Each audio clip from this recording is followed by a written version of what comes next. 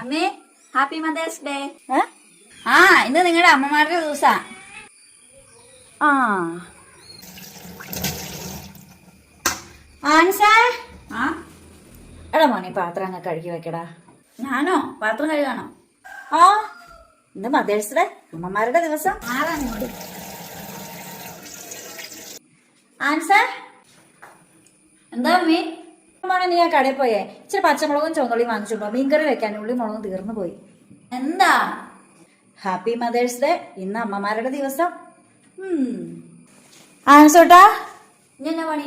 അമ്മയുടെ കാലിന് നല്ല വേദന, ഒന്ന് തിരുമ്മിത്താടാ. ഇരി. ഹാപ്പി മദേഴ്സ് ഡേ, ഇന്ന് അമ്മയുടെ ദിവസാ. അമ്മേ എന്താടാ? ഈ ഫാദേഴ്സ് ഡേ എന്നാ? എന്തിനാടാ? അന്നേ നാട് വിട്ട് പോവാനാ. ആ,